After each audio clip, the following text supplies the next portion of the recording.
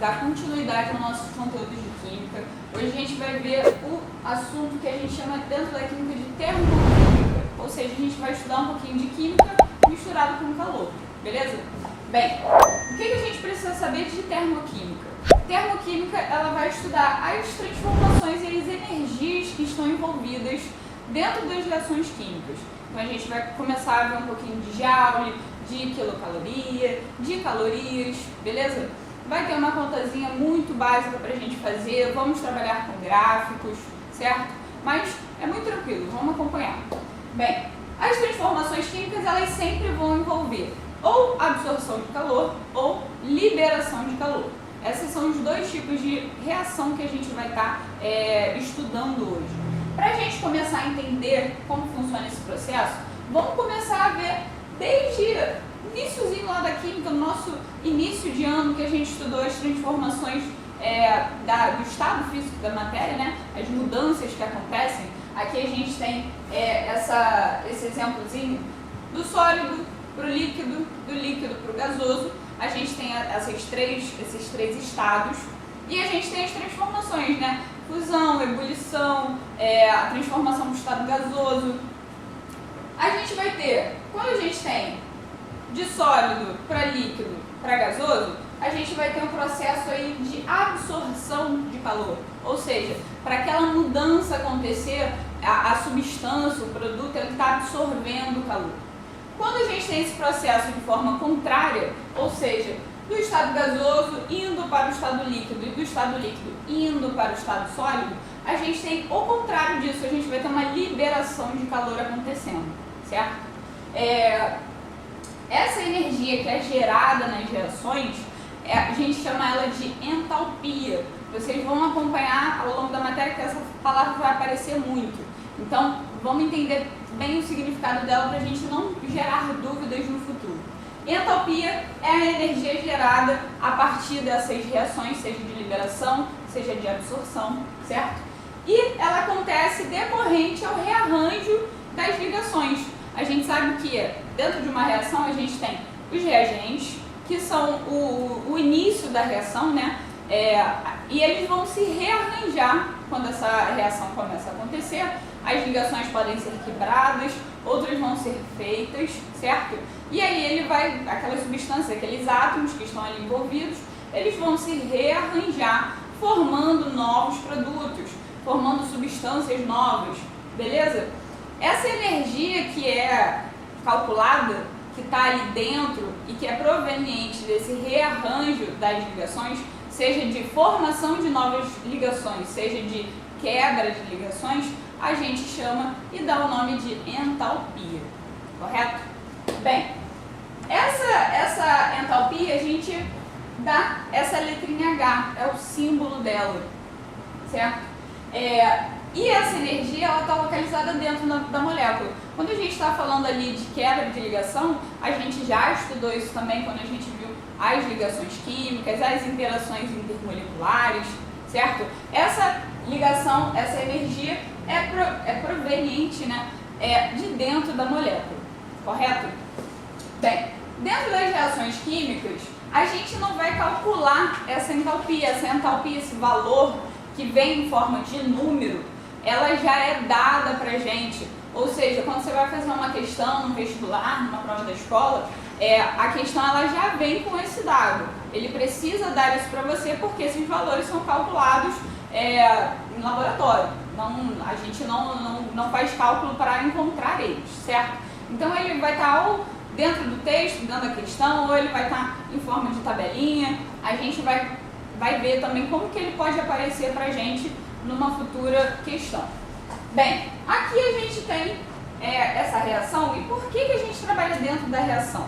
Como esse valor de entalpia ele já é dado para a gente e como o objetivo é estudar as reações, o que acontece, as trocas de calor dentro da reação, a gente calcula a variação da entalpia, ou seja, o ΔH, certo? Lembrando que sempre que a gente tem esse símbolo com esse triângulozinho, ele significa variação. Variação é sempre final menos inicial. Como a gente está falando de uma reação, vai ser sempre dos produtos, que é o nosso estado final, menos os reagentes, que é o nosso estado inicial, beleza? Bem, aqui a gente tem um exemplo de reação genérica, só com letras, para a gente começar bem devagar a analisar. E aí, como a gente já conheceu, a gente já viu antes em reações químicas, a gente tem A e B sendo os reagentes dessa reação, e a gente vai ter C e D sendo os produtos dessa reação. Dentro da variação de entalpia, como que eu vou fazer esse cálculo? O meu ΔH vai ser o meu H final menos o meu H inicial. E o que isso significa? Isso significa que eu vou calcular a entalpia dos produtos menos a entalpia inicial, que é a dos reagentes. Beleza? Muito fácil, é uma conta tranquila, vocês vão ver que não há dificuldades por enquanto. Bem, unidades de calor que a gente usa, a gente pode ver elas em forma de caloria, e aí uma caloria vai ser igual a 4,8 joules, que é representado pela letra J em maiúsculo, e a gente tem uma quilocaloria igual a 1000 calorias, certo? Esses valores, provavelmente essas unidades de calor, vocês com certeza já viram na vida. Quem aí já pegou uma embalagem de produto, de biscoito, de algo industrializado, eles são obrigados industrialmente a colocar no verso, naquela tabelinha, as calorias. Quem aí gosta de fazer uma dieta, pessoal que gosta de manter o shape, está se preparando aí para a prova dos bombeiros, que está fazendo dieta em déficit calórico, conhece bem esses termos aqui e essas unidades. E isso daqui tem tudo a ver com termoquímica, certo? Calor ali das reações, o que vai ser gasto, o que o nosso corpo gasta também de energia, e aí a energia está aqui atrelada a calor, beleza? Bem, dando continuidade, depois dessa parte inicial e de introdução de termoquímica, a gente vai ver os tipos de reação que a gente pode encontrar, correto? Bem, a primeira que a gente vai ver é a reação endotérmica. A reação endotérmica é a energia total dos, que a gente chama de entalpia, né? A entalpia dos produtos, ela vai ser maior do que a entalpia dos reagentes. Ou seja, na hora que eu for fazer o meu cálculo de ΔH, se o meu final é maior do que o meu inicial, essa resposta vai ser positiva. O meu ΔH vai ser positivo. E aí, por isso, a reação, ela absorve energia. Ou seja, eu comecei com uma quantidade de calor e aí eu absorvi calor para aquela reação acontecer. No final, quando eu chego nos produtos, eu tenho mais energia do que eu tinha antes, certo? E aí aqui a gente consegue ver e analisar isso bem nos exemplos. A gente tem aqui, novamente, uma reação bem genérica, só com letras, onde a gente tem A mais B. E aí aqui a gente tem esses 300 joules que eu vou explicar daqui a pouco. Nos produtos eu tenho C e D, certo? A e B são os meus reagentes. A entalpia dos meus reagentes já somada, posteriormente a gente vai ver passo a passo como ele chegou a esses 500, mas inicialmente aquilo ali somado dá 500 joules. Nos meus produtos, a minha entalpia é 800. Então a gente já percebe aí que a gente teve um acréscimo de energia. Ou seja, a reação ela absorveu energia da onde? Do ambiente externo ou de algum dispositivo. Quando você coloca uma água na panela para aquecer, aquela energia, aquele calor que está sendo dado ali faz a reação acontecer, a água ferver e entrar em estado de vapor. Beleza? Bem, partindo para a parte da matemática, a gente vai ter ΔH igual a HP menos HR, certo? Entalpia dos produtos menos entalpia dos reagentes.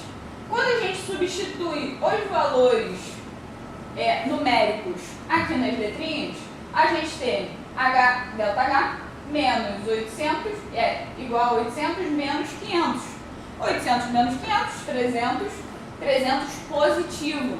Gente, prestem atenção porque nessa parte, nessa conta, é importantíssimo a gente colocar o sinal.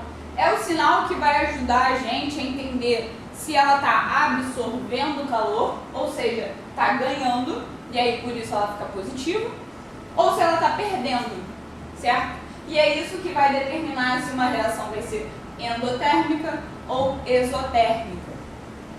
Aqui a gente tem um gráfico, e esse gráfico a gente vai aprender a ler ele. Por quê? Porque dentro de termoquímica a gente usa muito gráfico, a gente precisa saber ler, muitas questões aparecem em forma de gráfico, então é importante. Aqui a gente tem um gráficozinho simples, só com duas retas. A gente vai ter na horizontal, no eixo da horizontal, o caminho da reação, ou seja, desde os reagentes até a formação dos produtos final. E a gente vai ter no eixo vertical a entalpia. Os valores de entalpia entram nesse eixo, beleza? Então aqui a gente tem HR e HP. Essa ordem de entalpia ela vai mudar dependendo do valor de entalpia de cada um dos lados da reação. Nesse caso, como os reagentes são menores do que os produtos, o HR vem antes, lembrando que quando a gente tem um eixo, ele está começando aqui em 0, beleza? Então, o menor vem primeiro. O menor, nesse caso, é o 500, que é o do reagente. Então, entalpia dos reagentes e entalpia dos produtos posteriormente. A gente também poderia ter substituído isso por números. São os números deles que a gente viu aqui no exemplo. Então, ó, 500 de HR, 800 de HP, beleza? E aí esse daqui é o caminhozinho de reagentes até chegar a produto, beleza? Bem, quando o ΔH dessa reação é positivo, ou seja, o lado maior está para o ΔH, a gente vai ter uma reação que é positiva e que é considerada endotérmica, certo? Passando para nosso segundo tipo de reação, a gente vai ter o que a gente chama de reação exotérmica, que vai ser o completo oposto das reações endotérmicas. As reações endotérmicas, a entalpia total dos produtos, ela vai ser menor do que a dos reagentes. Isso quer dizer o quê? O que isso diz pra gente? Que ao longo da reação, essa reação ela foi perdendo calor, ou seja, ela foi liberando calor para o ambiente. Então, novamente, a gente vai ter aqui um exemplo onde a gente vê que o ΔH, a entalpia dos reagentes está aqui em 1000, certo? Ela começou lá em cima e ao longo da reação, quando a gente chega na entalpia dos produtos, a gente já tem um valor muito abaixo. A gente já tem 200 joules, certo? Então a gente percebe que teve uma diminuição grande ali no calor da reação. Como que a gente vai colocar isso em números na nossa equação? Novamente, entalpia, variação de entalpia vai ser entalpia dos produtos menos entalpia dos reagentes, ou seja, entalpia final menos entalpia inicial. Fazendo a substituição, 200 menos 1000, é importante a gente lembrar dessa ordem, porque isso vai fazer diferença no sinal final da nossa entalpia. Então, 200 menos 1000 não é a mesma coisa que 1000 menos 200, correto? Então, fazendo a substituição e a conta, a gente tem que ΔH vai ser menos 800 joules. Então, se ele é menos 800 joules, isso quer dizer que a minha reação ela perdeu energia. Só que a gente não fala perdeu, a gente fala liberou. Liberou energia para o ambiente, correto? Quando a gente coloca isso também na forma de gráfico, a gente novamente vai ter os dois eixos. O horizontal, que é o caminho da reação, desde os reagentes até a formação dos produtos. As entalpias aqui, vou fazer a substituição aqui, ó. Prestem atenção na diferença. Quando a gente estava falando de reação endotérmica, o meu ΔR era menor do que o meu delta... Aliás, a minha entalpia de reagente era menor do que a minha entalpia de produto. Então, ela vinha primeiro. Na minha reação exotérmica eu tenho o contrário.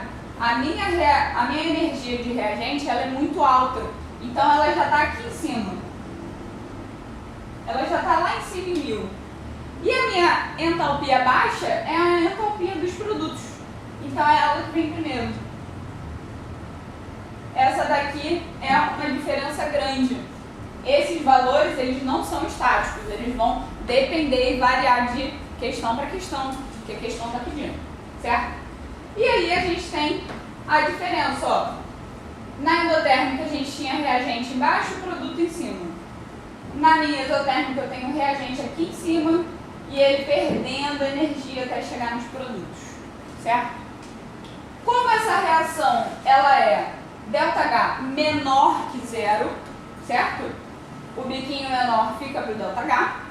Isso quer dizer que ela é uma reação negativa e aí, portanto, a gente chama ela de reação exotérmica. Beleza, pessoal? Bem, para a gente terminar essa primeira parte, queria chamar a atenção para esses valores que eu falei que ia explicar no finalzinho. Aqui a gente tem esses 300 joules, que são a variação de energia que a gente achou, adicionados nos reagentes. E aí essa é uma das formas da gente escrever e da gente perceber que essa reação é uma reação endotérmica. Por quê? As reações endotérmicas, elas absorvem energia. Então, para eu absorver, isso tem que acontecer nos reagentes, certo? É nos reagentes que a gente absorve para a reação acontecer. Então, quando eu tenho o calor sendo adicionado nos reagentes, eu posso automaticamente chamar ela de reação endotérmica. Agora, quando eu estou falando de uma reação exotérmica, ou seja, de uma liberação de energia, ela vai ter que estar nos produtos, é como se ela estivesse sendo formada, certo? Então ela fica aqui, ó, junto com os produtos, lá no final. Então vou ter os produtos aqui que foram produzidos e no final o calor que está sendo liberado. E esse valor ele é sempre igual ao valor do ΔH, beleza? Então quando você estiver ali numa reação pedindo o ΔH, se tiver o valor ali, você já pode considerar que é ele, certo? Essas reações elas podem ser mostradas em questão assim, dessa forma, para a gente interpretar. Então é importante a gente lembrar disso. Beleza, pessoal? Se você tem dúvida, deixa aí pra gente nos comentários, manda lá na plataforma, manda no meu privado no WhatsApp. A gente está sempre disponível, beleza? Um abraço!